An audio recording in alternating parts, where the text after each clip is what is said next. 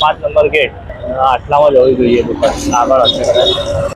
Hello, good morning guys, welcome back to my YouTube channel Ashish Vaghela vlogs. So આજે છે આપણા 10 દિવસના વ્લોગિંગ ચેનલનું ડે 7 અને આજે થોડું ઉઠવામાં લેટ થઈ ગયું હતું કારણ કે કાલે રાત્રે એડિટિંગમાં ટાઈમ વધારે થઈ ગયો હતો તો એના માટે ઉઠવામાં લેટ થયું. ઓફિસ જવાનું હતું તો બરાબર ઉઠીને રેડી થઈ ગયા. રેડી થઈને પછી ટિફિન લઈ લીધું અત્યારે, કારણ કે બપોરે ખવાય એવું છે નહીં. વરસાદ ગમે ત્યારે આવી શકે, કંઈ નક્કી નહીં એનું.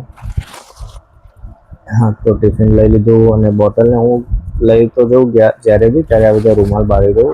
તો ઇનકેસ ક્યારે એની બોટલનું જે ઢાંકણું આવે એ ઢીલું બી હોય તો પાણી ઢોળાય નહીં એમ બેગમાં કે એમાં. તો ફટાફટ આપણે ઓફિસ પહોંચી ગયા હતા. આજે 10 વાગી ગયા હતા. Good morning. પછી ઓફિસ તો આપણે પહોંચી ગયા, પણ આજે ખબર નહીં કેવો દિવસ હતો. આમ પેલી કહેવત છે ને આપણે ગુજરાતીમાં કે ખાડામાંથી નીકળીને કૂવામાં પડ્યા. આજનો દિવસ એવો જ હતો કંઈક. અમે મસ્ત એસીમાં બેસતા હતા અને આજે રૂમ છોડીને બીજા રૂમમાં બેઠા, બીજી ઓફિસમાં. તો ત્યાં પંખા હતા અને એટલો ખરાબ બફારો માર્યો ને કંટાળી ગયા.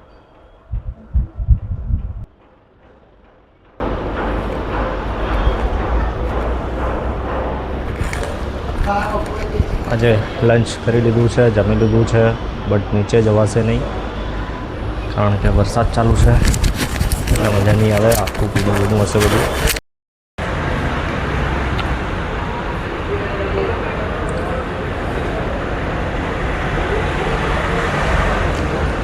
સુમેલમાં બ્રેકનો માહોલ, 1 થી 2 મિત્રોની બ્રેકમાં જમી લીધું અને બ્રેકમાં ઊભા છીએ. વરસાદ સરસ છે, આમ તો ધીરો ધીરો છે, મોસમ સરસ છે. નીચે જ કરી દેવાય તો હરખો આવે. આ ઉપર નહીં આવતી કહીને ઉપર કરો ભાઈ. તમ તો નહીં જતી પણ તો ના નોર્મલી આવતા, ફરતો નહીં ના આવે, બાકી આવતી હતી હમણાં.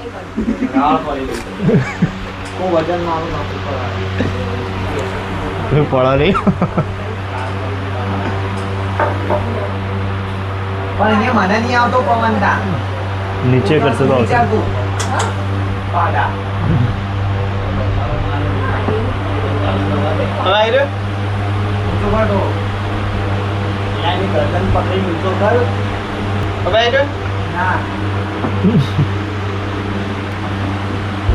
ભાઈ એમ તો અડી જાવ ઉપર. જવા દે તમે એવું કાગળ લે વાળ દેખાતું તો ઓછું કરી ભરાઈ જાય નીચે પડી જાય નહીં. લે અહીંયા ટાઈટ છે બકા, ક્યાં નીચે થઈ જાય. હવે ટાઈટ જ છે યાર, પછી ઉપર કરવું પડશે તો એ થશે. આમ એવું નહીં થતું.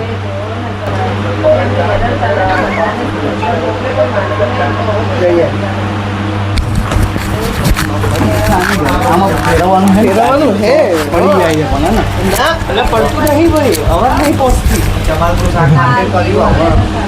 ફેરવ તો કરો ભાઈ, આવી રીતે તો પતી ગયું. આવી રીતે થોડી આવે.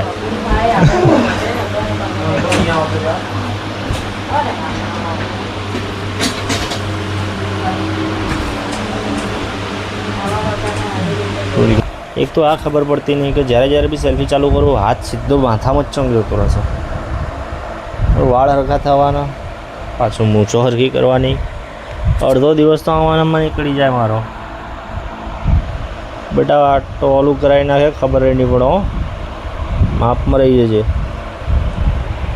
તો આ તમે જોઈ રહ્યા છો બિલ્ડિંગો, આ બહુ મોટા કારીગરોએ બિલ્ડિંગ બનાવી છે. દુબઈથી બોલાવવામાં આવ્યા હતા એ લોકોને, બરાબર.